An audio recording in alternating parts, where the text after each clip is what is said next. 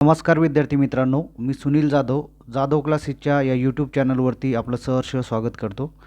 आज झालेला गट क मुख्य परीक्षा 2021चा पहिला पेपर जो होता मराठी आणि इंग्लिशचा पेपर, याची आन्सर की आपल्याला इथं डिस्कस करायची आहे. संभाव्य उत्तर तालिका काय असू शकते हे आपण इथं बघूया. प्रश्न क्रमांक पहिला बघा, पत्नी या शब्दाला समानार्थी शब्द कोणता आहे? इथं उत्तर असायला पाहिजे, याचं जे उत्तर असलं पाहिजे ते 1 नंबर, इथं 3 नंबरचं उत्तर करेक्ट असलं पाहिजे. कांता हा शब्द इथं बरोबर आहे, त्यामुळे इथं उत्तर असलं पाहिजे. इथं हे 3 नंबर करेक्ट आन्सर असणार आहे. पुढचा क्वेश्चन बघा, वाईट कृत्य करणाऱ्याला ते उघडकीस येईल की काय याची सतत भीती वाटते, या अर्थाची म्हण कोणती असणार आहे? पहिली दिलेली आहे बळी तो कानपिळी, नंतर चोराच्या मनात चांदणे, कर नाही त्याला डरकशा दिव्याखाली अंधार. तर इथं हे 2 नंबरची जी असणार आहे हे करेक्ट आन्सर असले, या ठिकाणी चोराच्या मनात चांदणे असणे इथं बरोबर आन्सर असणार आहे. पुढचं बघा 3 नंबरचा क्वेश्चन, सोने या शब्दाला पर्यायी समानार्थी शब्द निवडायचा होता. इथं सोने या शब्दासाठी सुवर्ण, हेम आणि कांचन हे तीनही बरोबर आहे, त्यामुळे या ठिकाणी कनकही बरोबर असणार. म्हणजे उत्तर इथं यायला पाहिजेत पर्याय सर्व बरोबर आहेत वरचे, म्हणजे उत्तर असलं पाहिजे 4 नंबरचं. प्रश्न क्रमांक 4 बघा, खालीलपैकी देशी शब्दांचा शब्दगट ओळखा. तंबाखू, बशी, चावी, प्रीती. देशी शब्द ओळखायचे होते. हा तंबाखू शब्द देशी नाही आहे, पोर्तुगीजी आहे. त्यानंतर या ठिकाणी बघायचं आहे साबण, फणस हे सगळे शब्द जे असतील हे पण विदेशी शब्द आहेत, त्यामुळे हे येणार नाही. इथं बाजरी, चिमणी आणि बोका, ओसरी हे जे शब्द असणार आहेत हे सगळेच्या सगळे हे देशी शब्द आहेत, त्यामुळे 3 नंबरचा आन्सर हे करेक्ट असलं पाहिजे या ठिकाणी. पुढचा क्वेश्चन बघा, जो गरीब असतो त्याला कलेची गोडी नसते आणि ज्याला कलेची गोडी असते त्याला अनुकूलता नसते, या वाक्याचा प्रकार ओळखायचा होता. या ठिकाणी कोणता असणार आहे? तर हे जे वाक्य होतं या ठिकाणी इथं लक्षात द्यायचं आहे की 2 मुख्य वाक्य, हे एक वाक्य पूर्ण एक वाक्य असणार आणि हे एक पूर्ण वाक्य जर घेतलं तुम्ही, जो गरीब असतो त्याला असं म्हटलेलं आहे, म्हणजेच हे वाक्य मिश्र वाक्य आहे. आणि ज्याला कलेची गोडी असते त्याला अनुकूलता असते, हे दोन्ही पण काय असणार इथं मिश्र वाक्य आहे. आणि 2 मिश्र वाक्य कशानं जोडले गेलेले आहे? संयुक्त वाक्यानं, म्हणजे या ठिकाणी आणीनं जोडल्या गेलेले आहे. म्हणजेच या ठिकाणी हे जे वाक्य असले पाहिजेत हे इथं मिश्र संयुक्त वाक्य हे बरोबर असलं पाहिजे. हे कारण हे दोन मिश्र वाक्य हे आणीनं जोडलेलं आहे, म्हटल्यानंतर हे समुच्चयबोधकनं जोडलेलं आहे, म्हणजेच हे वाक्य मिश्र संयुक्त असलं पाहिजे. 2 नंबरचं उत्तर करेक्ट असणार. 6 नंबरचा प्रश्न बघा, या ठिकाणी हा प्रश्न झाला तर कॅन्सलही होऊ शकतो, कारण इथं सांगितलेलं आहे दंड नसलेले व्यंजन शोधा असं सांगितलं होतं, आणि या वाक्यामध्ये र हे दंड नसलेलं एकमेव व्यंजन आहे. आणि त्यानुसार जर बघितलं तर 1 नंबरचा आन्सर ही करेक्ट आहे. रक्त यामध्ये दंड नसलेल्या व्यंजनाचा वापर केलेला आहे, पण इथं अर्पण जर घेतला तर यामध्येही रचा उल्लेख आहे, त्यामुळे या ठिकाणी हा प्रश्न कॅन्सल होण्याची शक्यता असू शकते. इथं उत्तर 1 नंबर घेऊ आपण सध्या. पुढचा क्वेश्चन बघा 7 नंबरचा, हर्षचा विरुद्धार्थी शब्द कोणता हे विचारायचं होतं. हर्ष म्हणजे आनंद आणि त्याचा अपोजिट म्हणजे विरुद्धार्थी शब्द जर घेतला तर खेद हे बरोबर असलं पाहिजे. इथं उत्तर असलं पाहिजे खेद. आपली पाठ आपणास दिसत नाही, या वाक्यातील ध्वन्यार्थ पुढे केलेल्या पर्यायातून निवडायचा होता. या ठिकाणी दुसऱ्याचा दोष दिसत नाही किंवा स्वतःचे दोष स्वतःला दिसत नाहीत, तर हे जे वाक्य होतं याचा ध्वन्यार्थ 2 नंबर करेक्ट असला पाहिजे. स्वतःचे दोष आपल्याला दिसत नाही, आपली पाठ आपल्याला दिसत नाही म्हणजेच आपले दोष आपल्याला दिसत नाही. 2 नंबरचा आन्सर हे करेक्ट असलं पाहिजे. पुढचा क्वेश्चन बघा, या ठिकाणी 9 नंबरचा, गोडवा हा शब्द कोणत्या नामाचा प्रकार आहे? इथं वा प्रत्यय लागलेला आहे या ठिकाणी, आणि हे जे असलं पाहिजे हे भाववाचक नामाचा प्रकार आहे, त्यामुळे इथं उत्तर असलं पाहिजे 4 नंबरचं हे भाववाचक नाम. मी तुला रामाकडून 5 रुपये देववीन, या वाक्यात क्रियापदाचा प्रकार ओळखायचा आहे. यामध्ये भावकर्तृक नाही आहे, त्यामध्ये संयुक्त क्रियापदही नाही आणि या ठिकाणी सहाय्यक क्रियापदही नाही, त्यामुळं इथं हे प्रयोजक क्रियापद असलं पाहिजे.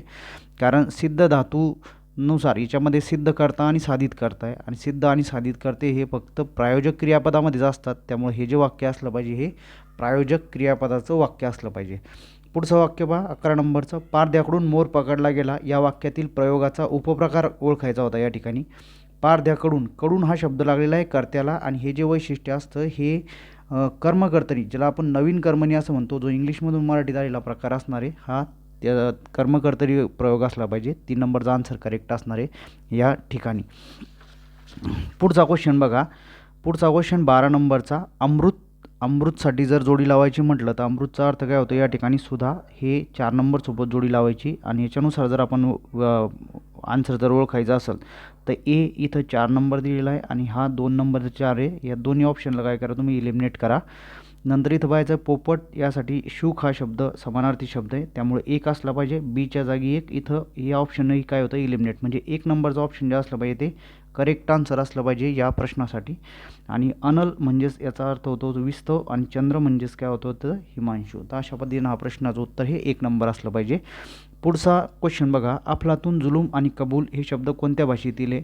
अफलातून जुलूम कबूल तर यामधला हा जो अफलातून शब्द आहे हा अरबी भाषेतला आहे त्यामुळे हे सर्व शब्द जे असणार ते अरबी भाषेतले असतील म्हणून 4 नंबरचा ऑप्शन हे करेक्ट उत्तर असलं पाहिजे. 14 नंबरचा क्वेश्चन बघायचा आहे. खालीलपैकी देवनागरी लिपीचे वैशिष्ट्य आहे. वर्णमालिकेचे वैज्ञानिक वर्गीकरण हे बरोबर आहे. इथं मुखातील भागाचा संबंध येत असतो त्यामुळे वैज्ञानिक वर्गीकरण केलेलं आहे हे बरोबर आहे. एक ध्वनी एक लिपीचिन्ह हेही बरोबर आहे. एका ध्वनी आणि एकच लिपीचिन्ह असतं या ठिकाणी हे बरोबर आहे. एक चिन्ह एक ध्वनी हेही बरोबर असणार या ठिकाणी. दोन्ही वाक्याचा अर्थ सारखाच म्हणजे एक ध्वनी एक लिपीचिन्ह जर असेल तर एक चिन्ह एक ध्वनी असणार म्हणजे हे दोन्हीही जे वाक्य आहेत हे कॉम्प्लिमेंटरी एकमेकांसाठी त्यामुळे दोन्ही बरोबर घ्या. आणि उच्चार लेखनासाठी एकरूपता असते तर हे जे असणार आहे तर हे बरोबर असणार म्हणजे याचं उत्तर जे असायला पाहिजे होतं इथं उच्चार लेखनासाठी एकरूपता.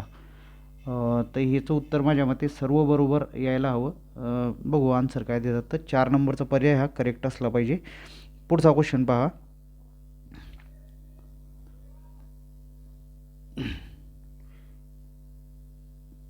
15 नंबरचा क्वेश्चन बघायचा आहे. कर्त्याची व कर्माची क्रियापदाशी अशी जुळणी ठेवण किंवा रचना तिला काय म्हणतात? हे प्रयोग असतं. कर्ता कर्म आणि क्रियापद यांचा जो परस्पर संबंध असतो त्याला प्रयोग असं म्हटलं जात असतं. म्हणजे क्रियापदाचं रूप हे कर्त्याच्या किंवा कर्माच्या लिंगवचन पुरुषानुसार बदलते किंवा बदलत नाही यालाच प्रयोग म्हणतो आपण. म्हणजे इथं प्रयोग हे आन्सर करेक्ट असलं पाहिजे 4 नंबरचं. 16 नंबरचा प्रश्न पहा. मुंबईत जाताना खंडाळ्याजवळ उजाडले. उजाडले हे वाक्य कोणत्या प्रकारचे लक्षणे असं विचारलं कोणत्या प्रयोगाचे लक्षणे विचारलं होतं. तर उजाडले हा भावकर्तरी म्हणू शकतो आपण याला कारण हे जे असणार आहे हा भावकर्तरी प्रयोग असणार आहे कारण हा अकर्तृक कर्तरी प्रयोग असणार आहे. म्हणजे कर्त्याचा भाव हा क्रियापदामध्येच लपलेला आहे. हे क्रियापदच भावकर्तरी क्रियापद आहे त्यामुळे या ठिकाणी उत्तर असलं पाहिजे भावकर्तरी प्रयोग. पुढचा क्वेश्चन बघा. या वर्षी बाजारात सूर्यफुलाची खूप आवक आहे. या वाक्यातील विरुद्धार्थी शब्द ओळखायचा. अधोरेखित शब्द इथं आवक आहे आणि त्याचा विरुद्धार्थी शब्द जर घेतला तर तो असला पाहिजे या ठिकाणी जावक. त्यामुळे उत्तर 2 नंबरचं करेक्ट असलं पाहिजे. त्याच्या मनात काहीतरी गोम आहे. या वाक्यातील अधोरेखित शब्दाचा या वाक्यातील अधोरेखित शब्दासाठी अयोग्य अर्थ असणारा शब्द निवडायचा होता. अयोग्य अर्थ विचारला या ठिकाणी. अयोग्य अर्थ म्हटल्यानंतर या ठिकाणी याचा अर्थ होत असतो या ठिकाणी जनरली रहस्य. गोम आहे म्हणजेच याचा अर्थ काय होतो या ठिकाणी रहस्य याचा अर्थ होतो. इथं चुकीचा अर्थ विचारला होता. याचा अर्थ या ठिकाणी दोष व्यंग व्याधी. आता हे तीनही समानार्थी दिसतात. हा एकच काय दिसतो या ठिकाणी वेगळा दिसतो त्यामुळे या ठिकाणी उत्तर 4 नंबरसोबत जाऊ आपण या ठिकाणी.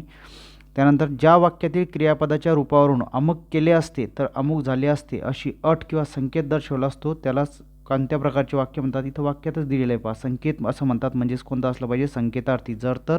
जरी तरी वाक्यात असलं तर ती अटदर्शक वाक्य असतात आणि त्याला संकेतार्थी म्हणत असतात. पुढचा प्रश्न बघा. खालीलपैकी कोणते सामान्य रूप चुकीचे आहेत? घशात येण्याचे करणे आणि दुसरं सांगितलं इथं फौजांनी. आता सामान्य रूप हे जनरली काय असतं की सामान्य रूप हे नामाचं वैशिष्ट्य आहे हे लक्षात घ्यायचं. नामाला प्रत्यय लागल्यानंतर नामाच्या रूपात जो बदल होतो त्याला सामान्य रूप म्हटलं जात असतं. आणि या वाक्यात घसा हे नाम आहे त्यानंतर करणे हे नाम असणार या ठिकाणी आणि फौजा हे पण काय नाम आहे. पण येण्याचे यामध्ये हे धातू आहे. हा धातू आहे आणि नंतर त्याला ते साधी प्रत्यय लागले त्यामुळे हे जे असणार आहेत ना हे वाक्य हे चुकीचं असलं पाहिजे. हे चुकीचं येण्याचे. पुढचं वाक्य पहा. उंचच्या उंच डोंगर चढताना लोंढे काकांच्या नाकी नऊ आले. नाकी नऊ येणे या वाक्यप्रयोगाचा अर्थ इथं विचारला होता तुम्हाला काय असणार आहेत. म्हणजे या ठिकाणी इथं पायाला गोळे येणे किंवा मग या ठिकाणी जीवात जीव येणे आणि जीव टांगणीला लागणे हे नाही. इथं हे चुकीचं जीवात जीव येणे चुकीचं आहे. प्राण का सावीस होणे तर इथं उत्तर असलं होतं प्राण कासावीस होणे हे बरोबर असलं पाहिजे, ते 4 नंबरचं ऑप्शन करेक्ट असेल. दुसऱ्याने आपल्या विरोधात तक्रार करण्यापूर्वी आपणच त्या विरोधात तक्रार करावी हा आशय स्पष्ट करणारी म्हण ओळखा. ते इथं अटकळ्या देव दंडवत नाही, आतपाव भोपळा अडीच शिरतेल अस्वला आधी आरोळी. तर या ठिकाणी इथं औसाबाई तुझ्याकडे पुनवाबाई तुझ्याकडे हे जे असणार हे माझ्याकडे पाहिजे होतं, पण इथं तुझ्याकडे दिलेलं आहे. 3 नंबरचं ऑप्शन हे करेक्ट ऑप्शन असलं पाहिजे. पुढचा प्रश्न पहा, 23 नंबरचा प्रश्न असणार आहे, शब्दशः होणाऱ्या अर्थापेक्षा भिन्न व विशिष्ट अर्थाने रूढ होऊन बसलेल्या शब्दसमूहाला काय म्हणतात. थोडंसं कन्फ्यूज जर झाले असाल तुम्ही तर प्रश्नाचाच वापर करायचा आहे उत्तरापर्यंत जायसाठी. इथं शब्दसमूह म्हटलेला आहे आणि शब्दसमूह हा विशेषण नसतो आणि शब्दजाती जी असणार आहे तीही शब्दसमूह नसणार. त्यामुळे हे जे 2 ऑप्शन आहे तुम्ही याला काय करा, इलिमिनेट करून टाका. शब्दशक्ती आणि वाक्यप्रचार यामध्ये वाक्यप्रचार हे करेक्ट उत्तर पाहिजे, कारण इंग्लिशमधला जे इडियम्स अँड फ्रेज असतात ते शब्दशः अर्थ नसतात आणि मराठीमधल्या वाक्यप्रचार म्हणजेच इडियम्स आणि फ्रेजेस म्हणतो आपण त्याला. त्यामुळे उत्तर या ठिकाणी 2 नंबरचं करेक्ट असलं पाहिजे. मुले मोजून पाहिली पण 20च भरली वाक्याचा प्रयोग ओळखायचा होता, पण परंतु किंतु हे जे असतात हे सगळ्या वाक्य जे असतात ते संयुक्त वाक्य असतं. त्यामुळे या ठिकाणी उत्तर असलं पाहिजे इथं संयुक्त वाक्य.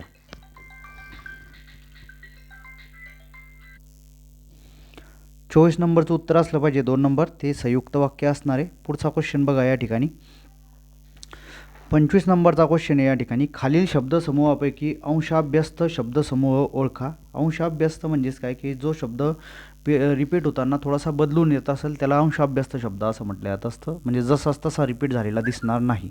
इलिमिनेशन कन्फ्यूज झाले असाल तर इलिमिनेशन मेथडनं जा. रान रान हा अभ्यस्त शब्द आहे. त्याच्यानंतर इथे जर पाहिलं कडकडाट डगमगणे हे सगळे काय अभ्यस्त शब्द आहे. त्यानंतर या ठिकाणी घम घम अभ्यस्त शब्द आहे. म्हणजे 3 ऑप्शन तर तुमचे इथं काय होतील, हे निघून जातील. गेला बिला आंबट चिंबट आणि उलटा सुलटा हे बरोबर आहे.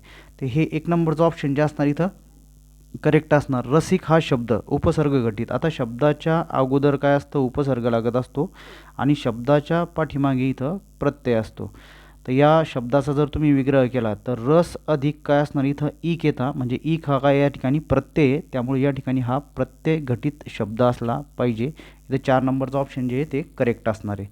27 नंबरचा क्वेश्चन पहा, तप घालीत बसणे वाक्यप्रचाराचा अर्थ खालीलपैकी कोणता असला पाहिजे. तप घालीत बसणे म्हणजे या ठिकाणी अंतर्मुख होऊन बसणे हे इथं बरोबर असणार आहे. 2 नंबरचा ऑप्शन इथं करेक्ट करा. पुढील शब्दापैकी तत्सम शब्द ओळखा. आता तत्सम शब्द जर इथं ओळखला जाईल तर पान हा तद्भव शब्द आहे, आग हा तद्भव शब्द आहे आणि विनंती हा विनती या शब्दाचा तद्भव शब्द आहे. त्यामुळे या ठिकाणी इथं उत्सव हा जो शब्द असणार आहे हा तत्सम शब्द आहे. 1 नंबरचा ऑप्शन हे करेक्ट असणार आहे. अपमान केल्यास कुणाला राग येत नाही या वाक्याचे होकारार्थी वाक्य करायचं होतं. आता वाक्य रूपांतर जेव्हा आपण करतो त्यावेळेस वाक्य होकारार्थीचं नकारार्थी नकारार्थीचं होकारार्थी करताना वाक्याचा अर्थ बदलायला नको. अपमान केल्यास कुणाला राग येत नाही हे नकारार्थी वाक्य आहे. अपमान केल्यास राग येणार नाही का, पण इथं प्रश्नार्थक वाक्य होतं आहे. त्यामुळे या ठिकाणी होकारार्थी वाक्य होणार नाही. अपमान केल्यास प्रत्येकाला राग येतोच. आता हे वाक्य जे असणार आहे याचा आणि या वाक्याचा दोन्हीचा अर्थ जो असणार आहे तो सारखाच आहे. त्यामुळे हे जे उत्तर हे करेक्ट आहे. अपमान केल्यास प्रत्येकाला राग येतोच म्हणजेच अपमान केल्यास कुणाला राग येत नाही, हे 3 नंबरचा ऑप्शन करेक्ट आहे.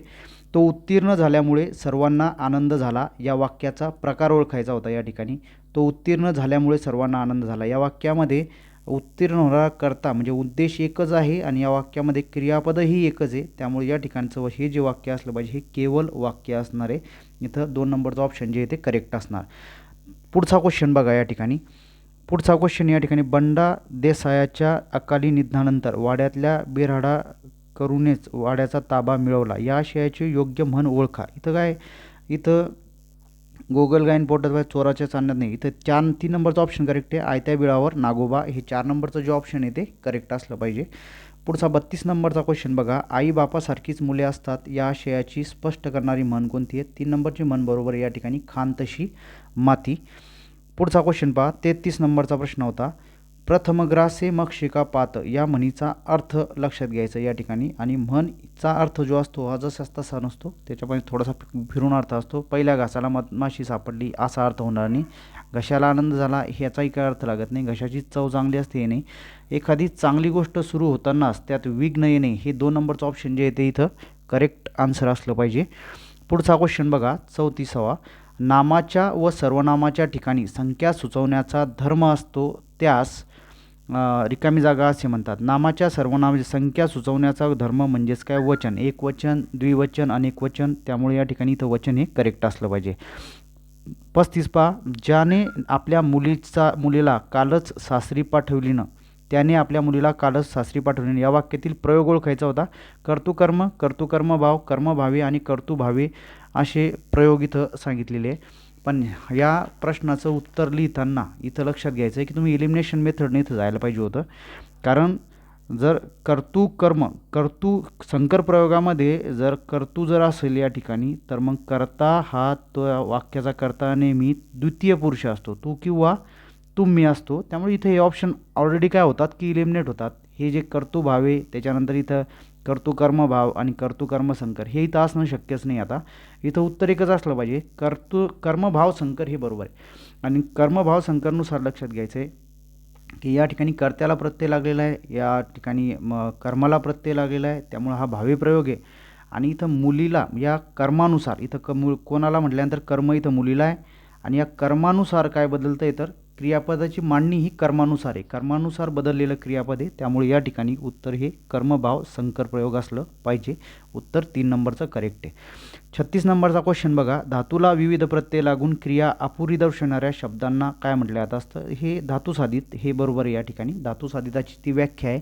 रिपीट झालेला प्रश्न आहे. मलिन या शब्दाच्या विरुद्धार्थी शब्दाचा खालीलपैकी कोणत्या वाक्यात उपयोग केलेला आहे? मलिन म्हणजे अस्वच्छ आणि त्याचा विरुद्धार्थी शब्द जर घेतला तर स्वच्छतेचे पालन करावे, हे 1 नंबरचं ऑप्शन जे आहे ते करेक्ट असलं पाहिजे. आता इथं स्वच्छता पण आहे आणि इथं निर्मल अंतकरणाने असंही म्हटलेलं आहे. त्यामुळे या ठिकाणी जर बघितलं तर 2 ऑप्शन तसे सारखे सापडतात. ते दोन्ही स्वच्छतेचे विरुद्धार्थी शब्द असले पाहिजे. आपण 1 नंबरसोबत जाऊ. 38 नंबरचा क्वेश्चन बघा, काल सकाळी बाजूच्या मैदानावर सचिन जोरात धावला. हे वाक्य कोणत्या प्रकारचे असं विचारलं होतं. या वाक्यामध्ये आता विधेय विस्तार, कर्मविस्तार, कर्मपूरक आणि विधीपूरक हे वाक्यपृथक्करणामधला प्रश्न होता. आता या वाक्यामध्ये बघा, इथं ऑप्शन तुम्ही परत काय करू शकता, या ठिकाणी इलिमिनेशन मेथडनं जायचं आहे. काल सकाळी बाजूच्या मैदानावर सचिन जोरात धावला. क्रियापद या ठिकाणी धावला आहे, म्हणजे धावणारा कोण असणार इथं? सचिन. म्हणजे या वाक्यात कर्ता हे उद्देश या वाक्यामध्ये आहे, पण या वाक्यामध्ये कर्म नाही आहे. कारण धाव हा मुळात धातूच काय की धाव हा धातू गतिदर्शक आहे आणि गतिदर्शक धातू हा अकर्मक असतो, त्याला कधी कर्म नसतं. म्हणजे वाक्यात कर्म नाही आहे, याचा अर्थ या ठिकाणी हे कर्म असणारे हे जे 2 ऑप्शन असतील ना, याला तुम्ही एलिमिनेट करा, हे असूच शकत नाही.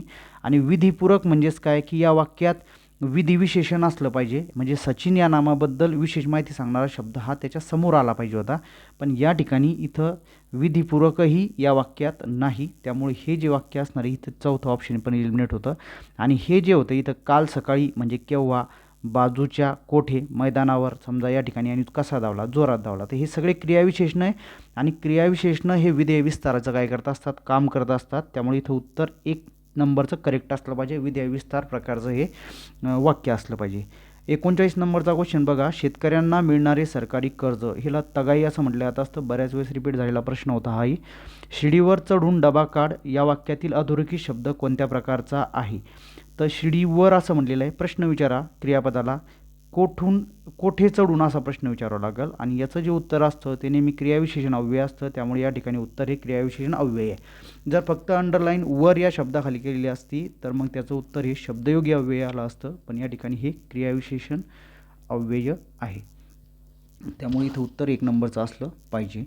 41 नंबर पहा, वेदांश हा प्रश्न विचारताच योग्य ते उत्तर ताबडतोब देणारा विद्यार्थी आहे. अधोरेखित शब्दसमूहासाठी एक शब्द सांगायचा होता. म्हणजे यासाठी प्रश्न विचारताच योग्य उत्तर ताबडतोब देणारा, म्हणजे या ठिकाणी स्थिरबुद्धी, स्थिरमती, हजरजबाबी. तर हे जे 4C नंबरचं ऑप्शन जे आहे ते करेक्ट असलं पाहिजे. इथं उत्तर असलं पाहिजे 3 नंबर फक्त C.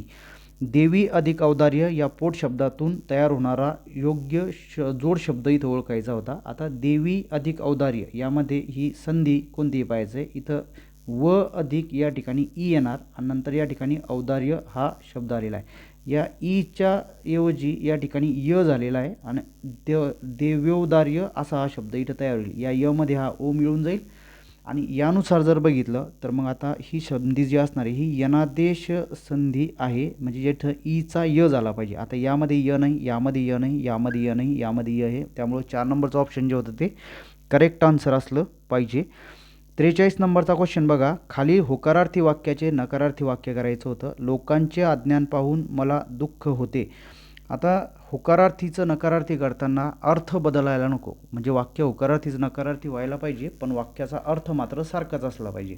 मग या वाक्यात पहा, या लोकांचे अज्ञान पाहून मला दुःख होत नाही. आता या ठिकाणी वाक्याचा अर्थ न बदलता नकारार्थी केलेला आहे, त्यामुळे हे वाक्य बरोबर नाही. या अज्ञानी लोकांचे काय होणार, हे प्रश्नार्थक वाक्य आहे, ते चुकीचं आहे. या अज्ञानी लोकांनी शिक्षण घ्यावे नाही. या लोकांचे अज्ञान पाहून मला सुख होत नाही. आता इथं दुःख या शब्दाचा विरुद्धार्थी शब्द घेतल्यामुळं अर्थ बदलला नाही, अर्थ काय असलेला राहिलेला सारखाच राहिला, त्यामुळे 4 नंबरचं ऑप्शन जे आहे ते करेक्ट आन्सर असलं पाहिजे. पुढचा क्वेश्चन पहा 44 नंबरचा. उद्देशाचे प्रथमोपस्थित संघटक कोणते असणार आहे. प्रथमोपस्थित संघटक म्हणजेच काय, या ठिकाणी दोन वाक्य जर कोणतंही वाक्य जर घेतलं तर त्याचे 2 भागामध्ये आपल्याला त्याला विभाग करता येतात. एक असतो या ठिकाणी उद्देश आणि दुसरा असतो या ठिकाणी इथं विधेय विभाग. आता उद्देश विभागाचे जे घटक असतील, उद्देश विभाग ज्या घटकापासून बनतो त्याला त्याचे प्रथमोपस्थित संघटक असं म्हटलं जात असतं. आणि उद्देश बनत असतो या ठिकाणी मूळ उद्देश आणि उद्देश विस्तारापासून, म्हणजे इथं उत्तर हे 4 नंबरचं असलं पाहिजे. मूळ उद्देश आणि उद्देश विस्तार हे बरोबर आहे, ते इथं 4 नंबरचं ऑप्शन जे असणार आहे ते करेक्ट असलं पाहिजे. 45 नंबर पहा. रिकाम जागा जगवले तरच भविष्यात प्राणवायू मिळणार आहे. या वाक्यातील रिकाम्या जागी तत्सम शब्दाचा वापर करा असं म्हटलं होतं. आणि तत्सम शब्द जर घेतला तर झाड हा शब्द जरी इथं लागू होतो तरी तत्सम म्हटल्यामुळं इथं वृक्ष हा शब्द बरोबर असला पाहिजे. वृक्ष हा शब्द बरोबर आहे. हा पुढचा जो क्वेश्चन होता पॅरा होता इथं दिलेला. आता या पॅराबद्दलचे जे उत्तर आहेत ते मी डायरेक्टच इथं सांगतो, तुम्ही पॅरामधून तिथं हे करून घ्या. मी काढलेल्या उत्तरानुसार या ठिकाणी 46 नंबरचं उत्तर हे साहित्य निर्मिती वाङ्मय निर्मिती असं पाहिजे होतं, म्हणजे इथं साहित्य निर्मिती पाहिजे. आणि युरोपीय राष्ट्रवादाचे मूलाधार काय होते तर तिथं भाषा वंश आणि संस्कृती हे उत्तर असलं पाहिजे होतं. त्यानंतर कोणत्याही समाजाला राष्ट्र ही पात्रता प्राप्त होण्यासाठी कोणती गोष्ट आवश्यक आहे, तर शेवटच्या पॅसेजमध्ये हे साहित्य निर्मिती करण्याची क्षमता हे बरोबर आहे. या ठिकाणी हे जे शेवटचं होतं हे वाक्य तर शेवटच्या पॅसेजमध्ये तुम्हाला दिसेल. पुढचा क्वेश्चन 49 नंबरचा जो होता तो या ठिकाणी सांस्कृतिक संक्रमणाचे महत्त्वाचे माध्यम कोणते, मध्ये इथं डायरेक्टली असं वाक्य दिलेलं आहे, इथं भाषा हे उत्तर करेक्ट असलं पाहिजे. त्यानंतर वेगवेगळ्या धर्मचिंतकांनी धर्मचिंतनासाठी कोणत्या भाषेचा आधार घेतला, तर इथं लोकभाषा हे बरोबर असलं पाहिजे. पहिल्या पॅसेजमध्ये जर वाचलं तर तुम्हाला इथं सापडून जाईल. ज्ञानेश्वरांनी त्याचे उदाहरणं दिलेले आहे, ते लोकभाषेचा वापर करून त्यांनी ज्ञानेश्वरीचं भाषांतर केलं होतं, म्हणजे ते बरोबर आहे. ते लोकभाषा 4 नंबरचं ऑप्शन हे करेक्ट असणार आहे. पुढचे क्वेश्चन जे होते ते इंग्लिशचे क्वेश्चन आहे 51 पासनं. ते इंग्लिशचे क्वेश्चन आपण इथं बघूया. हे मराठीचे 50 प्रश्नाचे संभाव्य उत्तर तालिका ही 1-2 प्रश्न यातनं चेंजही होऊ शकतो, पण बाकी आन्सर जनरली बरोबरच असणार, कारण पेपर एवढा कठीण नव्हताच. पुढचा म्हणजे मराठी कठीण नव्हतं, इंग्लिश थोड्या प्रमाणात काय होतं लेंदी होतं. पुढचा प्रश्न बघूया. 51 नंबरचा क्वेश्चन बघा इंग्लिशचा. या ठिकाणी इथं प्रश्न बघा. It is always desirable to listen the advice who have extensive practical experience आणि नो एरर असं म्हटलं आहे. It is always desirable to listen to the advice. आता इथं ॲडवाईससाठी हे जे वापरले गेलं हे रिलेटिव्ह प्रोनाऊन वापरलेलं आहे, आणि रिलेटिव्ह प्रोनाऊन हे जे हू जे वापरलं हे फक्त व्यक्तीसाठीच वापरत असतात, इथं व्यक्तीसाठी वापरत असतात, पण हे हू आलेलं आहे या ठिकाणी ॲडवाईससाठी, आणि ॲडवाईस हा व्यक्ती नसल्यामुळं पर्सन नसल्यामुळं या ठिकाणी इथं हे बरोबर नाही. जे रिलेटिव्ह प्रोनाऊन आहे ते चुकीच्या पद्धतीने इथं यूज केलं आहे. इथं दॅट किंवा विचचा अर्थ वापर करायला पाहिजे होता, त्यामुळे हे चुकीचं असायला पाहिजे. हे जे याच्यामध्ये दिलं आहे द ॲडवाईस हे बरोबर आहे, इथं ॲडवाईसच पाहिजे, कारण अगोदर द लागलेला आहे तर द आर्टिकल तिथं वापरणं चालतो. आणि ॲडवाईस हा नाऊन फॉर्म आहे त्यामुळे सीच पाहिजे, हेही बरोबर आहे, त्यामुळे इथं चुकीचं नाही आहे. यासोबत वापरलं जाणारं जे रिलेटिव्ह प्रोनाऊन आहे ते हू हे चुकीचं आहे, त्यामुळं सी पार्टमध्ये इथं एरर असला पाहिजे. इथं ओन्ली सी, इथं सी करा उत्तर. 52 नंबरचा क्वेश्चन इथं बघायचा आहे. 52 नंबरच्या क्वेश्चन म्हणजे neither did men nor woman go out at night असं म्हटलेलं आहे. तर या वाक्यामध्ये लक्षात घ्यायचं आहे की neither did men nor women, neither men nor women did go. आता इथं V1चा वापर केलेला आहे. डीडचा वापर जर वाक्य झाला असेल तर इथं V1चाच वापर केला जात असतो, कारण डीड प्लस V1 म्हणजेच वाक्य कोणतं असतं ते सिम्पल पास्टचंच असतं. इथं वाक्य बरोबर आहे, नायदर मेन नॉर वुमन. तर हे जे वाक्य आहेत हे या ठिकाणी हे बरोबरच वाक्य, हे चुकीचं वाक्य नाही आहे. हे पहिलं वाक्य जे असणार आहे ते करेक्ट सेंटेन्स असणार. Not only the kitten was wet but cold also. आता नॉट ओनली बट ऑल्सोचा एरर जर ओळखायचा असेल तर नॉट ओनली नंतर या ठिकाणी नाऊनचा वापर केलेला आहे आणि बट ऑल्सो नंतर मात्र इथं ॲडजेक्टिव्हचा वापर केला आहे. त्यामुळे या ठिकाणी इथं दोन्ही ठिकाणी एक तर तुम्ही ॲडजेक्टिव्हच्या अगोदर वापर करायला पाहिजे होता किंवा नाऊन नंतर. त्यामुळे हे जे वाक्य डेफिनेटली चुकीचं आहे. इलिमिनेशन मेथडचा यूज करा. बी जर कन्फर्म चुकीचा असेल तर या ठिकाणी बीवाले जे ऑप्शन असतील याला आपण इलिमिनेट करून टाकू. आपल्याजवळ दोनच ऑप्शन उरतात, ए आणि सी. तर यामध्ये ए नंबरचा ऑप्शन जे ते करेक्ट आहे. No sooner does the curtain go up when. आता हे वेन इथं नको, नो सुनर दॅन आहे. हे कोरिलेटिव्ह कंजंक्शन आहे, त्यामुळे या ठिकाणी वेन कधीही नसतं, या ठिकाणी दॅनच पाहिजे होतं. त्यामुळे हे जे वाक्य आहे चुकीचं वाक्य असलं पाहिजे. इथं ओनली ए इज करेक्ट. तर 1 नंबरचा आन्सर जे आहे तिथं 52 नंबरचं करेक्ट असायला पाहिजे. 53 नंबरचा क्वेश्चन बघायचा आहे या ठिकाणी. Pronouns are blank space pronouns are always singular. Which of the following correctly fills in the blank in the sentence above. इथं कोणतं प्रोनाऊन हे सिंग्युलर असतं नेहमी ते विचारलं गेलं या ठिकाणी.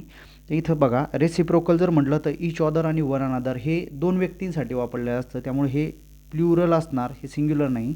आता रिलेटिव्ह प्रोनाऊन जर घेतलं या ठिकाणी ते प्ल्युरल सिंग्युलर असं दोन्ही. रिलेटिव्ह प्रोनाऊन जे असतं ते सिंग्युलर प्ल्युरल असं तुम्ही सांगू शकत नाही आपण याला. आता पर्सनल प्रोनाऊन हे सिंग्युलरही असतं प्ल्युरलही असतं, पण डिस्ट्रीब्युटिव्ह प्रोनाऊन जे असणार आहे आता हे डिस्ट्रीब्युटिव्ह प्रोनाऊनचा जर विचार केला या ठिकाणी तर डिस्ट्रीब्युटिव्हमध्ये ईच, आयदर, एव्हरी हे येतात. त्यामुळे या ठिकाणी आन्सर जे असलं पाहिजे तर डी हे आन्सर करेक्ट असलं पाहिजे. Only D is correct. Either, neither, each, every हे डिस्ट्रीब्युटिव्ह प्रोनाऊन आहे आणि डिस्ट्रीब्युटिव्ह प्रोनाऊननुसार हे जर घेतले तर हे नेहमी सिंग्युलरच असतात, त्यामुळे ते बरोबर असलं पाहिजे. 3 नंबरचं ओनली डी इज करेक्ट. पुढचा क्वेश्चन बघा. Choose the idiom that means to reveal or secret or confidential information. आता या वाक्यामध्ये इथं ब्रेक द आईसचा अर्थ होतो या ठिकाणी. ब्रेक द आईस म्हणजेच कन्व्हर्सेशनला स्टार्ट करणे, किंवा जर सर्वजण गप्पा असतील तर एखाद्यानं कन्व्हर्सेशनला स्टार्ट करणे त्याला ब्रेक द आईस असं म्हटलं जात असतं, किंवा जोरात हसणे सर्वांनी मिळून त्यालाही ब्रेक द आईस म्हटलं जातं. Late the cat out of the bag हे करेक्ट आन्सर असलं पाहिजे या ठिकाणी. इथं हे जे आन्सर आहे हे बरोबर आहे. To reveal a secret or confidential information म्हणजेच let the cat out of the bag. 2 नंबरचा आन्सर आहे करेक्ट आहे, बाकी चेक करायची गरज नाही. 55 नंबरचा क्वेश्चन बघा या ठिकाणी.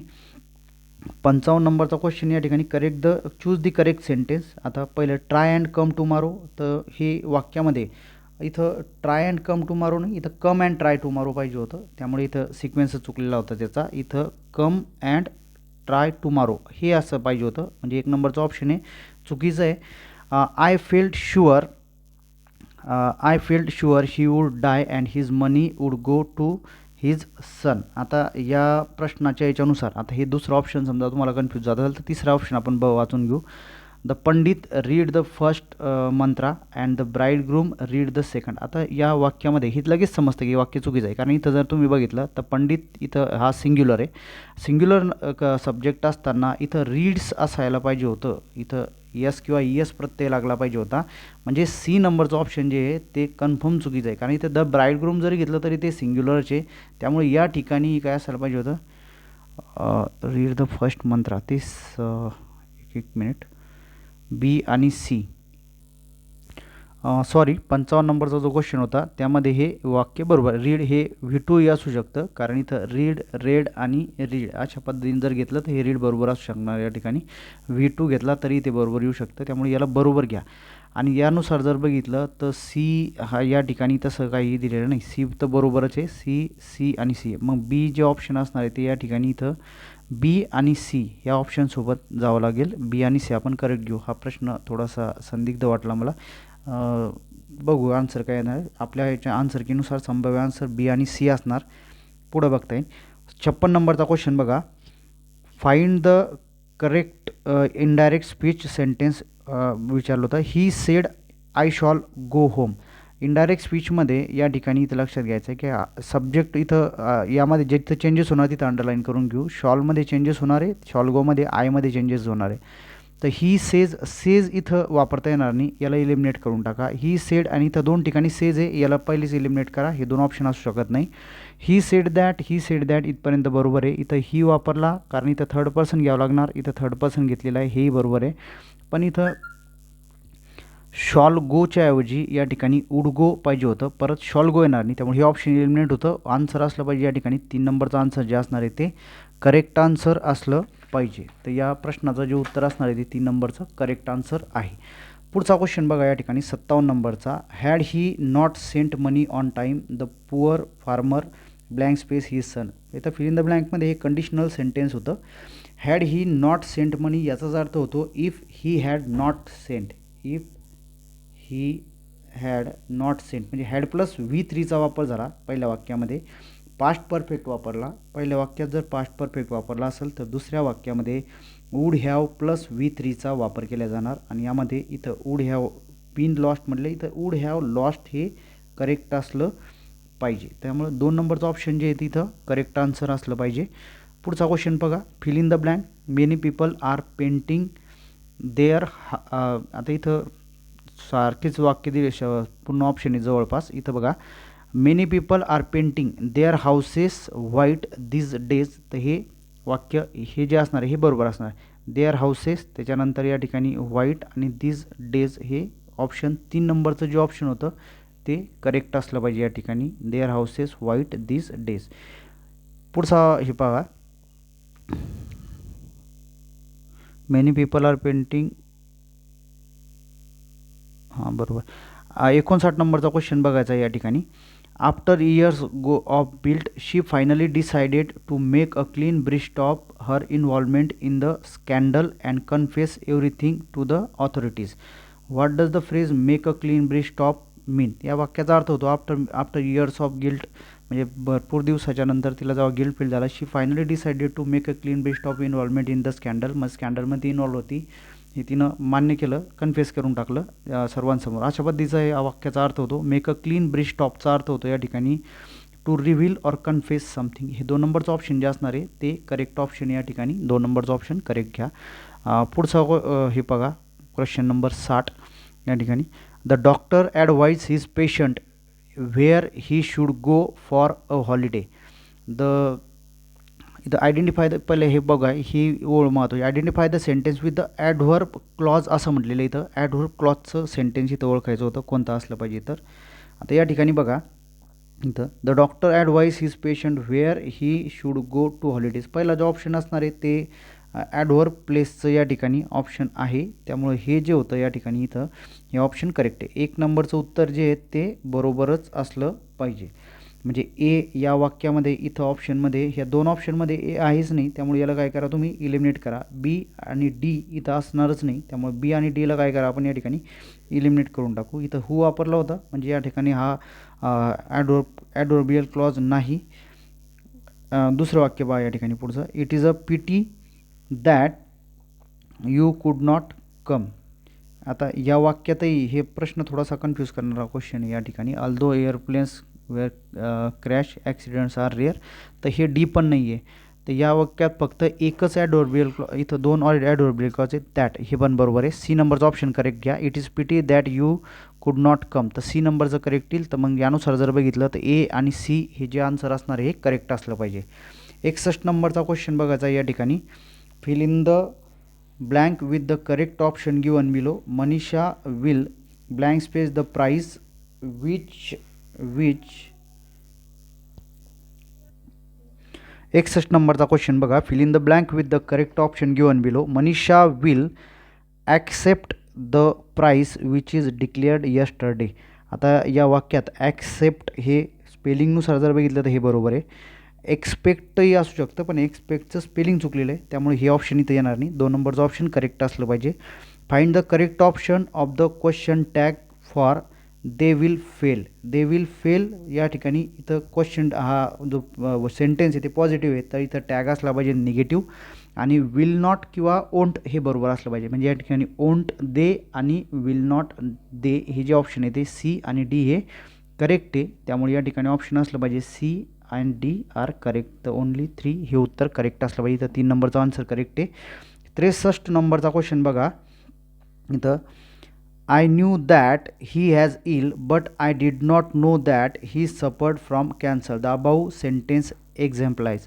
आता या वाक्यामध्ये जर बघितलं तर I know that he was ill हे जे वाक्य असणार आहे या ठिकाणचं हे वाक्य इथं कंपाऊंड सेंटेन्स आहे आणि इथं कंपाऊंड सेंटेन्स घेतलेलं आहे. म्हणजे या ठिकाणी याचं जर हे जर बघितलं आणि पुढचं वाक्य I did not know that he suffered from the cancer. दोन हे जे असणार आहे कॉम्प्लेक्स सेंटेन्स हे कंपाऊंडच्या कंजंक्शननं काय केलेलं आहे इथं जोडलेलं आहे या ठिकाणी. म्हणजेच या ठिकाणी लक्षात घ्यायचं आहे हे कॉम्प्लेक्स कंपाऊंड सेंटेन्स असलं पाहिजे. 2 नंबरचं ऑप्शन जे येते इथं करेक्ट आहे. Only B is correct. हे कॉम्प्लेक्स कंपाऊंड सेंटेन्स आहे. 64 नंबरचा ऑप्शन बघा. Choose the correct sentence.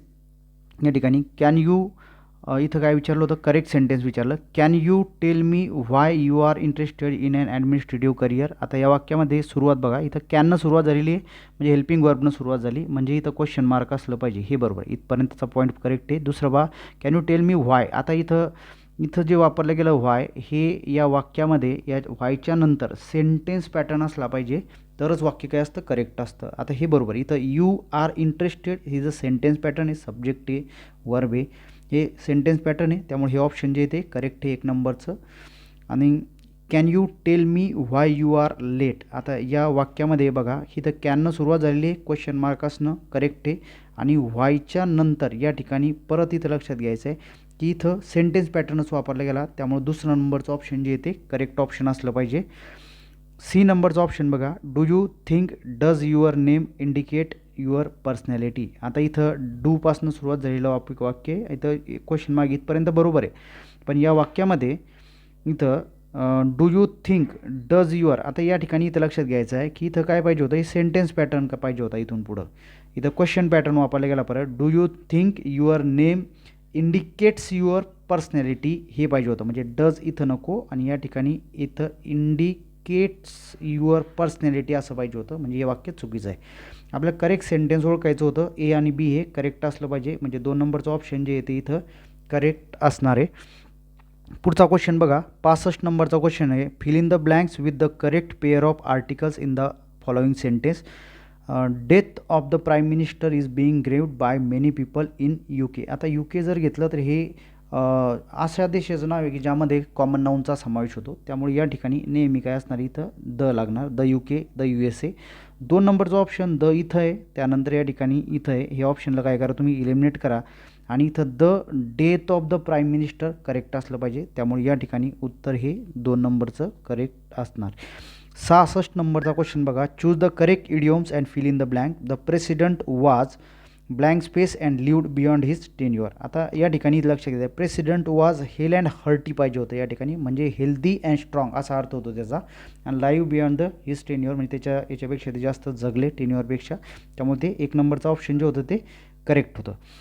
Choose the correct meaning of the underline word in the sentence given below. The staff members are conversant with the issues. आता कन्व्हर्संटचा अर्थ होतो या ठिकाणी फॅमिलियर असणे म्हणजे त्याची परिचित असणे जवळीकचे असणं म्हणजे या ठिकाणी तर फॅमिलियर हे करेक्ट असलं पाहिजे. 4 नंबरचं ऑप्शन हे करेक्ट आहे.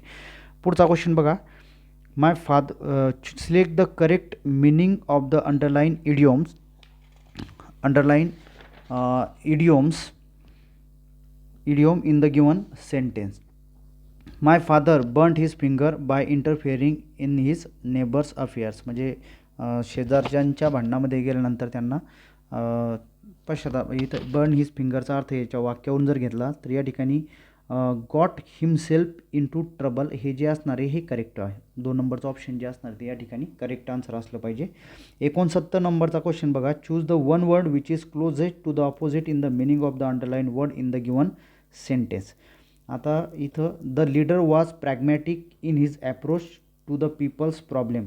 आता leader was pragmatic in his approach to the people's problem. आता प्रॅग्मॅटिकचा अर्थ काय होतो या ठिकाणी प्रॅग्मॅटिकचा अर्थ थोडासा सांगता येईल या ठिकाणी की व्यावहारिकपणे प्रश्न हाताळणार आहे म्हणजे ते तत्वांना धरूनच प्रश्न हाताळायचा आहे असं नाही घेता येणार या ठिकाणी. तर जसा जो मार्ग योग्य वाटेल त्या मार्गानं मग तो मार्ग कसाही असू द्या त्यानं तो प्रश्न हाताळणारा असला पाहिजे असा इथं अर्थ होतो.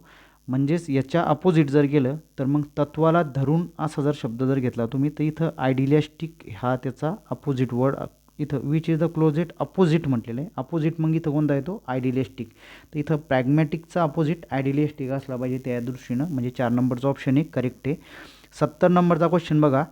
Identify the correct sentence I met Renu after I had finished my work. या प्रश्नामध्ये आफ्टरनं 2 सेंटेन्स जोडलेले आहे. दुसरं वाक्य आणि पहिलं वाक्य. इथं V2 आहे पहिल्या वाक्यामध्ये. म्हणजे जर या ठिकाणी V2 आहे आता आफ्टरच्या अगोदरच्या वाक्यात V2 असतो आणि नंतरच्या वाक्यात हॅड प्लस व्ही तर असतं. म्हणजे अगोदर घडणारी घटना नंतर घडणारी घटना. अगोदर त्यानं काय केलं की त्यांचं काम संपवलं आणि नंतर तो रेणूला भेटला. म्हणजे या वाक्यात अगोदर घडणारी घटना जी असती ती टाईमलाईनवरती पास्ट परफेक्टमध्ये असली पाहिजे. हे वाक्य बरोबर आहे. पहिलं जे सेंटेन्स आहे ते करेक्ट आहे. इलिमिनेशन मेथडनुसार परत जा. आपल्याला करेक्ट सेंटेन्सेस शोधायचे होते. ए हे चेक करायची गरजच नव्हती. हे सगळे वाक्य याच्यामध्ये दिलेच आहे. व्हेन आय फर्स्ट सीइंग हिम. पुढचं वाक्य बघू आपण. When I first seeing him I thought he was a lawyer. आता या वाक्यामध्ये थोडंसं कन्फ्यूज होत असेल तर तिसरं वाक्य he joined after had his dinner. आता परत या ठिकाणी लक्षात घ्यायचं आहे ही जॉईंड आफ्टर नंतर हॅड प्लस V3 असतं. म्हणजे या वाक्यात हॅड हिज डिनर पाहिजे होतं तर सेंटेन्स काय झालं असतं करेक्ट झालं असतं. म्हणजे हे वाक्य चुकीचंच आहे. हे C नंबरचं सेंटेन्स चुकीचं आहे. इथं Cवाला ऑप्शन आणि Cवाला ऑप्शन याला तुम्ही इलिमिनेट करून टाकू आपण. आणि यानुसार जर बघितलं आता तर दुसरं ऑप्शन पहा. इथं A अँड B दिलेलं आहे. पण when I first seeing him. When I first seeing इथं याला ING प्रत्यय लावलेला आहे. एक तर लावता येत नाही. आय फर्स्ट सीइंग हिम. तर हे वाक्य जे असणार आहे हे इथं स्ट्रक्चरच बरोबर वाटत नाही. त्यामुळे 1 नंबरचं ऑप्शन जे आहे ते करेक्ट असेल. फक्त 1 नंबरचं ऑप्शन इथं करेक्ट असणार 70 नंबरचं. पुढचा क्वेश्चन पहा 71 नंबरचा. Find out the meaning of the word underline in the following sentence. She is forever interrupting the conversation. आणि दुसरं वाक्य शी हॅज लेफ्ट हिम फॉरएवर. आता शी इज फॉरएवर हिचा अर्थ होतो या ठिकाणी एंडलेसली म्हणजे शेवटपर्यंत. एंडलेसलीचा अर्थ होतो या ठिकाणी शेवटपर्यंत आणि या ठिकाणी परमनंटलीचा अर्थ होतो या ठिकाणी कायमचा. आणि दोन्ही अर्थ होतात काय या पहिल्या वाक्यात. तर पहिल्या वाक्यात या ठिकाणी एंडलेसली हे जे असणार आहे हे बरोबर आहे. आणि दुसऱ्या वाक्यामध्ये इथं फॉरएवर इथं परमनंटली बरोबर आहे. म्हणजे 3 नंबरचं ऑप्शन जे आहे ते इथं करेक्ट असलं पाहिजे. इथं 3 नंबरचं ऑप्शन करेक्ट घ्या. पुढचं वाक्य पहा.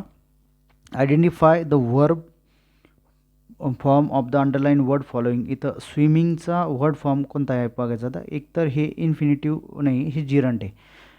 इन्फिनिटिव्हचा फॉर्म असतो 2+V1 आणि क्रियापदाला V1+ING लागत असेल आणि ते जर का क्रियापदाच्या जागी न येता ते जर का नामाच्या जागी येत असेल तर या ठिकाणी यालाच म्हटलं जात असतं जिरंट. म्हणजे मराठीतलं धातू साधित असं म्हणतो आपण याला. हे बरोबर आहे. 2 नंबरचं ऑप्शन जे आहे ते करेक्ट आहे. कारण या ठिकाणी सब्जेक्टच्या जागी आलेलं आहे आणि सब्जेक्ट हे नाऊनच्या जागी येत असतं आणि नाऊनच्या जागी आलेलं V1+ING हे जिरंटचं काम करणार. त्यामुळे या ठिकाणी 2 नंबरचं ऑप्शन आहे ते करेक्ट असणार.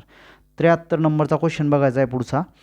Choose the correct option for the underline word of the following sentence. इथं the government must cut down his expenditure. आता कट डाऊनचा अर्थ होतो या ठिकाणी इथं रिड्यूस करणे असा अर्थ होईल या ठिकाणी. तर 3 नंबरचा ऑप्शन जो आहे तो करेक्ट असला पाहिजे. हिज एक्सपेंडिचर म्हणजे त्याचा जो खर्च आहे तो त्याला कमी करायचा होता. स्टॉप नाही करू शकत त्यामुळे स्टॉप उत्तर येऊ शकत नाही. इन्क्रीज त्याच्या अपोजिटच आहे ते येणार नाही. त्यामुळे इथं उत्तर 3 नंबरचं करेक्ट असलं पाहिजे. 74 नंबरचा क्वेश्चन इथं बघायचा आहे. Choose the correct reported speech of the following sentences. He said I do not wish to see any of you go away. इथं 2 वाक्य आहे. पहिलं वाक्य जे आहे ते सिम्पल सेंटेन्स आहे. दुसरं वाक्य जे घेतलेलं आहे तिथं इम्पेरेटिव्ह सेन्समध्ये घेतलेलं आहे.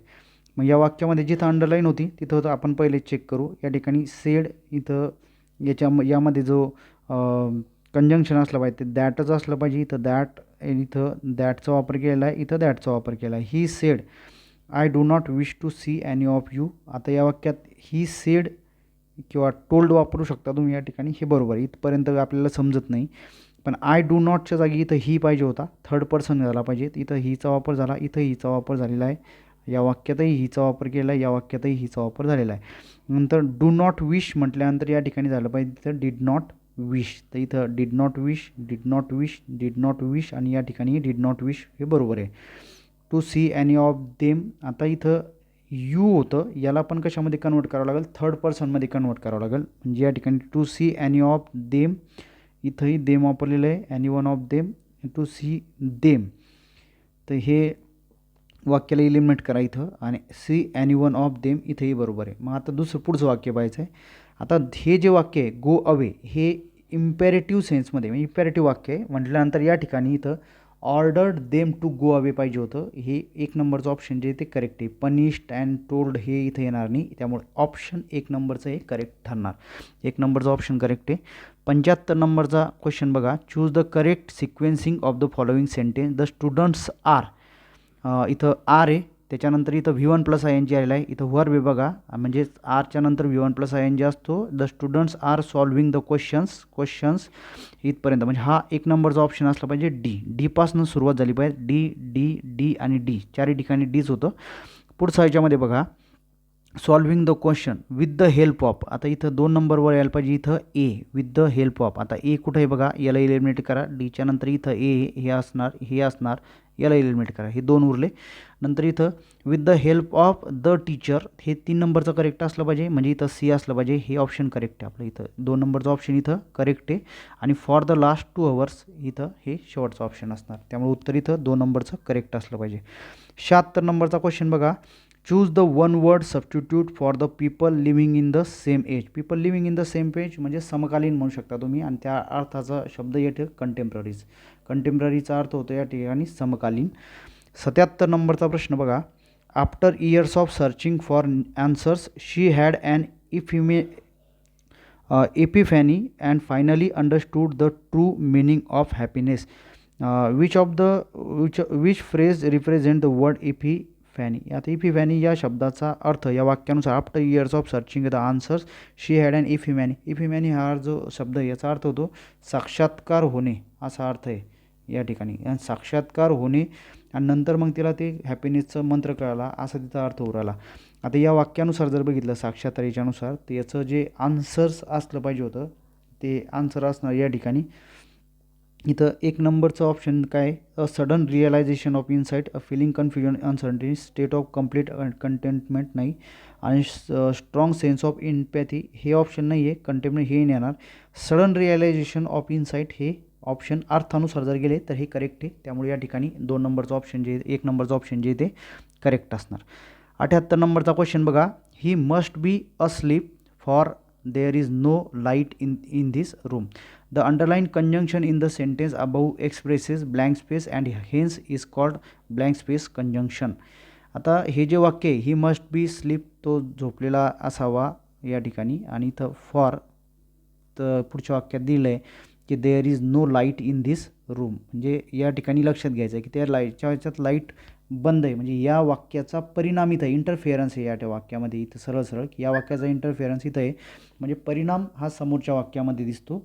म्हणजे हे जे वाक्य आहे कॉन्ट्रास्टचं सेंटेन्सच नाही, याला तर काढूनच टाका तुम्ही. म्हणजे हे जे वाक्य असलं पाहिजे हे परिणाम दर्शवतं, आणि हे इलेटिव्ह सेंटेन्स असलं पाहिजे मग.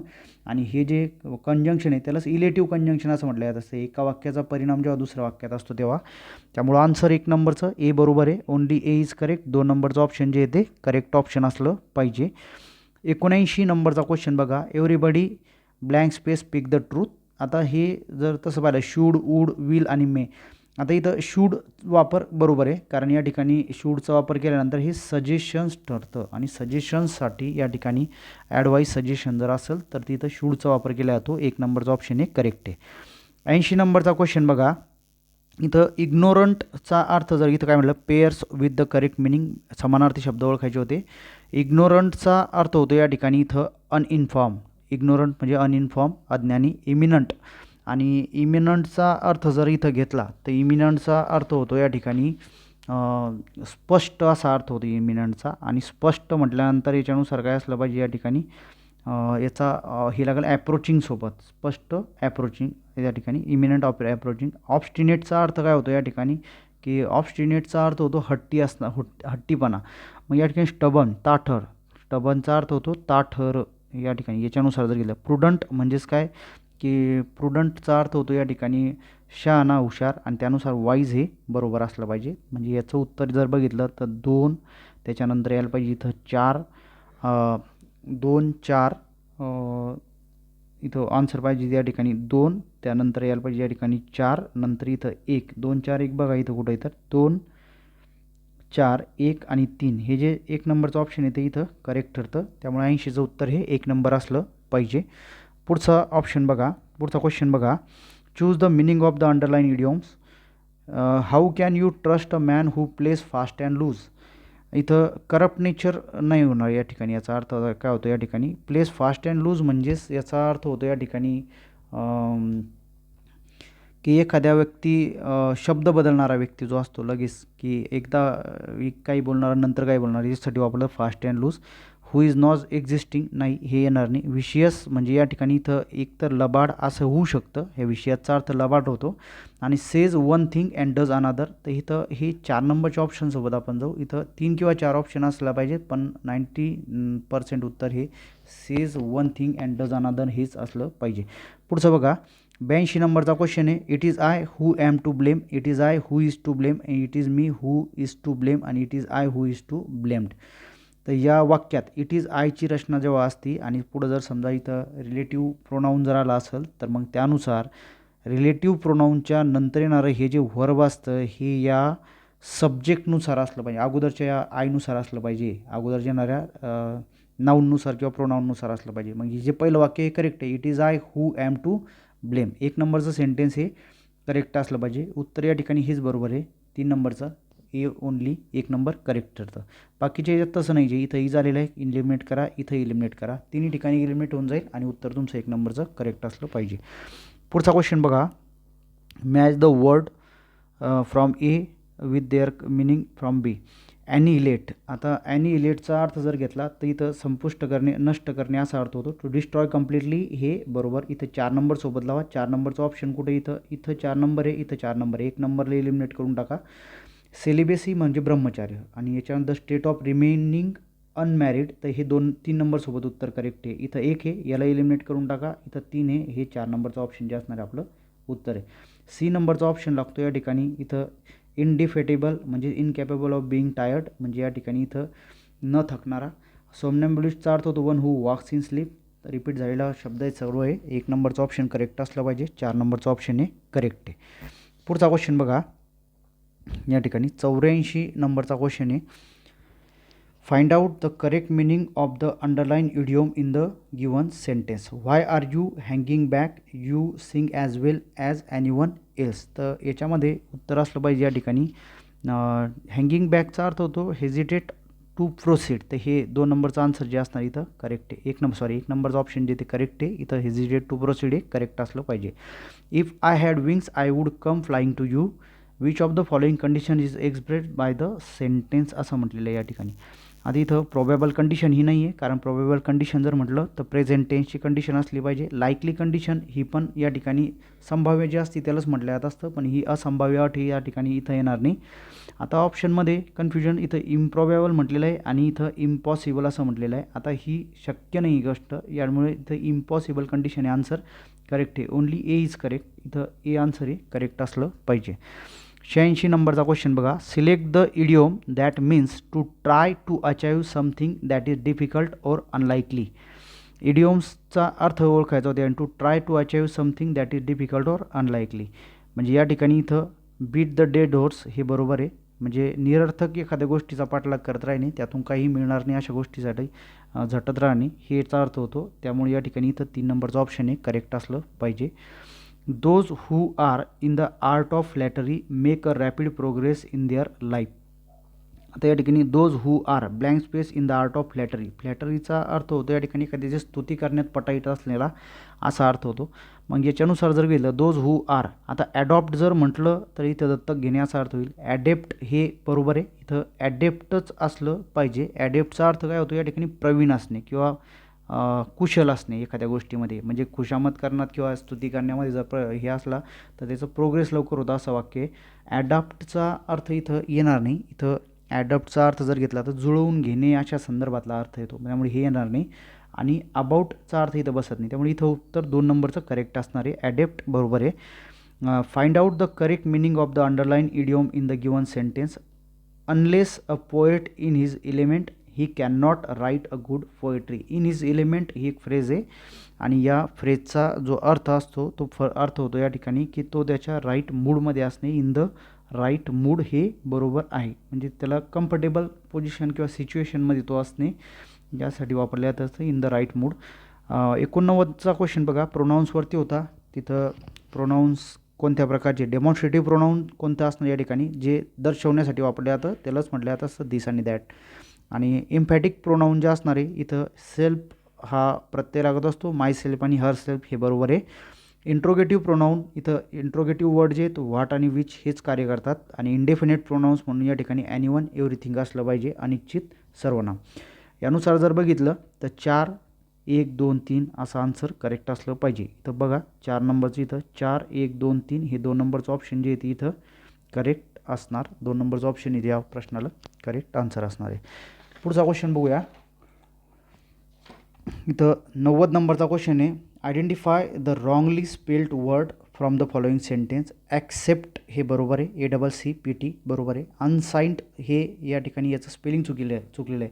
याचं स्पेलिंग पाहिजे होतं ANCIENT असं ऑप्शन आन्सर पाहिजे होतं, त्यामुळे हे चुकीचं आहे. हे जे काय हे चुकीचं आहे. इथं अट्रॅक्ट बरोबर आहे आणि अराईव्ह हेही बरोबर आहे, त्यामुळे ओनली ए हे उत्तर बरोबर असलं पाहिजे. इथं बी नंबरचं ऑप्शन नाही, सेली मिस्टेक्स होऊ शकते. इथं बी नंबर नाही, इथं ए नंबरचं सॉरी एक मिनिट, ओनली ए नाही, ओनली बी इज करेक्ट असलं पाहिजे त्या ठिकाणी. इथं 4 नंबरचं ऑप्शन जे आहे ते करेक्ट असणार, only B. Identify the grammatically correct sentence. He is the man who we all respect असं म्हटलेलं या ठिकाणी या वाक्यात. पहिलं जे वाक्य आहे ते या ठिकाणी करेक्ट असणार आहे, कारण होम व्यक्तीसाठीच वापरतात आणि इथं मॅन आलेलं आहे, ते रिलेटिव्ह प्रोनाऊन वापरलेलं ते करेक्ट आहे. दुसरं वाक्य बघूया या ठिकाणी. दुसऱ्या वाक्यामध्ये बघा, I don't know why she like. आता या ठिकाणी लक्षात घ्यायचं आहे, शी नंतर इथं लाईक्स असलं पाहिजे होतं. हे जे वर्ब जे वापरलं या ठिकाणी लाईक्स पाहिजे होतं, यस किंवा यस प्रत्यय लागला पाहिजे, कारण सब्जेक्ट या ठिकाणी शी आहे. सिम्पल प्रेझेंट टेन्समध्ये तृतीय पुरुषी करता जर असला थर्ड पर्सन सिंग्युलर तर यस किंवा यस लागतो, त्यामुळे हे जे ऑप्शन आहे याला चुकीचंच म्हणावं लागेल. बी नंबरचं ऑप्शन जे चुकीचं आहे. बी इलिमिनेट करून टाकू, हा बी इथून इलिमिनेट होईल आणि नंतर हा बी इथं इलिमिनेट होईल. आपल्याजवळ एवढे ऑप्शन उरतात, ए डी, बी आणि सी, ए सी. आता his endeavours needs to be rewarded. आता हे वाक्य बरोबर आहे का चुकी? बा सब्जेक्ट वर्ब ॲग्रीमेंटचं वाक्य होतं सरळ सरळ, इंडेवर्स म्हटलेलं आहे, म्हणजे प्रयत्न अनेक वचनी आहे, इथं प्ल्युरल आहे. आणि प्ल्युरल जर असेल तर मग आता हे जे वर्ब आहे हे सिंग्युलर, इथं यस किंवा यस प्रत्यय लागणार नाही, त्यामुळे हे जे वाक्य आहे हे चुकीचं आहे. सी नंबरचं ऑप्शनला चुकीचं करा. नीड पाहिजे होतं, टू बी रिवॉर्डेड असं वाक्य पाहिजे होतं, त्यामुळे ते चुकीचं करायचं आहे. सी जर चुकीचं असेल तर मग या ठिकाणी हे जे ऑप्शन आहे हे इलिमिनेट होतं आणि ए आणि डी हे होतं ऑप्शन आपल्याला इथं बरोबर भेटतात. म्हणजे 1 नंबरचं ऑप्शन करेक्ट. आणि give me some food which, आता हे बरोबर आहे, इथं वापरलेलं विच आय मे इट, तर हे सी, ए आणि डी हे जे ऑप्शन आहे 3 नंबरचं हे करेक्ट ऑप्शन इथं असलं पाहिजे. पुढचा क्वेश्चन पहा 92 नंबरचा, find the correct synonyms for the word tranquil. ट्रँक्विलचा अर्थ होतो या ठिकाणी शांतता, आणि इथं क्वाईट हे जे ऑप्शन आहे हे करेक्ट आहे, तर 3 नंबरचं ऑप्शन जे असणार आहे ते करेक्ट होईल या ठिकाणी. 93 नंबरचा क्वेश्चन बघा, find out the correct option of the following matches. Altar, अल्टारचा अर्थ होतो या ठिकाणी प्लेस ऑफ वर्शिप, बऱ्याच वेळेस रिपीट झालेला शब्द हा. त्यानंतर अल्टर म्हणजे चेंज, अल्टरनेटिव्ह म्हणतो आपण, तसंच अल्टर हा शब्दाचा अर्थ होतो टू चेंज, म्हणजे 2 आणि 3 असलं पाहिजे ऑप्शनमध्ये. पहिले 2 आणि 3 या ठिकाणी आहे आणि या ठिकाणी नाही, म्हणजे हे 3 नंबरचं ऑप्शन इथं करेक्ट आहे, हे समजलं. आता अपेक्षांचा अर्थ काय होतो या ठिकाणी, लव, डेडिकेशन, इमोशन, लाइकिंग, हे बरोबर आहे. आणि अफेक्टेशन जे असणार आहे त्याचा आन्सर 1 नंबर, प्रिटेन्स किंवा फॉल्स शो जे असतं त्याला अफेक्टेशन असं म्हटलं जात असतं, म्हणजे इथं ऑप्शन जे असणार ते 3 नंबरचं करेक्ट आहे. 94 नंबरचा क्वेश्चन घ्या, the politician's response to accusation simply beg the question and fail to provide a clear answer. What does the phrase to beg the question means. याचं जर उत्तर जर बघितलं तर इथं हे 3 नंबरचं ऑप्शन करेक्ट आहे. To make logical fallacy by assuming conclusion in premises, तर हे 3 नंबरचं ऑप्शन जे आहे ते इथं करेक्ट आन्सर असलं पाहिजे. पुढचा क्वेश्चन बघा 95 नंबरचा, choose the correct sentence. Her work is Superior than her brothers. आता या वाक्यात सुपिरियर हे लॅटिन ॲडजेक्टिव्ह आहे आणि एंडिंग विथ ओ आर जर असेल ॲडजेक्टिव्ह तर त्याच्यासोबत दॅन कधीही वापरता येत नाही, टूचा वापर होतो, त्यामुळे पहिलं ऑप्शन जे आहे ते चुकीचं आहे. This photograph is the better of the two. आता हे वाक्य जरी तुम्हाला असं वाटत असेल की बेटर नंच्या अगोदर द आर्टिकल हा वापरला जात नाही, पण ऑफ द टूचं वाक्य जेव्हा कंपॅरेटिव्ह डिग्रीमध्ये दोनपैकी एकाची निवड करायची असते त्यावेळेस ऑफ द टूची रचना असते. त्यावेळेस कंपॅरेटिव्ह डिग्री ॲडजेक्टिव्हच्या अगोदर द आर्टिकलचा वापर केला जात असतो. म्हणजे हे वाक्य करेक्ट आहे, चुकीचं नाही, हे वाक्य बरोबर असणार आहे. कंपॅरेटिव्ह डिग्री ॲडजेक्टिव्हच्या अगोदर द आर्टिकलचा वापर जनरल सेंटेन्समध्ये केला जात नसतो. म्हणजे तुम्ही दोघांची तुलना करत असाल तर केल्या जात नाही, पण दोघांपैकी एक असं जेव्हा आपण इथं हे असलं त्या वाक्यामध्ये दिलेलं असतं, म्हणजे ऑफ द टूची रचना जर असली तर मात्र तिथं कंपॅरेटिव्ह डिग्री ॲडजेक्टिव्हच्या अगोदर द आर्टिकलचा वापर होणार. त्यामुळे हे वाक्य कन्फर्म बरोबरच आहे. तर आपण इथं आता एला इलिमिनेट करून टाका आणि बी असणारं करेक्ट घ्या. इथं बी दोन्ही वाक्यामध्ये होतं, तुम्ही ए इलिमिनेट केला असता, इथं ए बी आहे बी आहे, त्यामुळे इथं कन्फ्यूज व्हायचं गरज नाही. इथं समजून जातं की बी हे करेक्टच आहे. This little girl is better than clever. आता तुलना इथं लक्षात घ्यायचं आहे. दिस लिटल गर्लची तुलना क्लेवर. आता इथं लक्षात घ्यायचं आहे की या वाक्यामध्ये व्यक्तीची तुलना व्यक्तीशी झाली पाहिजे होती, पण इथं क्लेवर हे वाक्य चुकीचं आहे, कारण इथं दोन गुणधर्मामध्ये तुलना पाहिजे होती कमीत कमी या ठिकाणी. त्यामुळे हे जे वाक्य आहेत ना, हे वाक्य बरोबर नाही. तर हे सी नंबरचं करेक्टच नाही आहे. ओन्ली बी इज काय असलं पाहिजे या ठिकाणी करेक्ट. एक नंबरचं ऑप्शन जे आहे ते करेक्ट असलं पाहिजे. दोन ॲडजेक्टिव्हमध्ये तुलना जर असली तर दोन्ही बेस फॉर्ममध्ये घ्यावं लागत असतात. त्यामुळे या ठिकाणी एक बेटर घेतलेला आहे कंपॅरेटिव्हमध्ये आणि हा घेतलेला बेस फॉर्ममध्ये. त्यामुळे हे जे वाक्य आहे हे चुकीचं वाक्य असतं. इथं गुड दॅन क्लेवर पाहिजे होतं. त्यामुळे हे जे वाक्य आहे ते हे चुकीचं वाक्य असलं पाहिजे.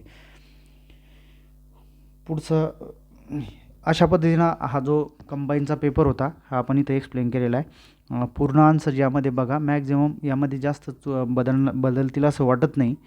तरी आमचं चॅनल जर आमचा व्हिडिओ तुम्हाला जर आवडला असेल तर आमच्या चॅनलला लाईक करा, सबस्क्राईब करा आणि सबस्क्राईब करा. धन्यवाद. आमचे व्हिडिओ जर तुम्हाला आवडत असेल आमचा व्हिडिओ जर तुम्हाला आवडला असेल तर आमच्या व्हिडिओला लाईक करा, शेअर करा आणि आवर्जून सबस्क्राईब करा. धन्यवाद.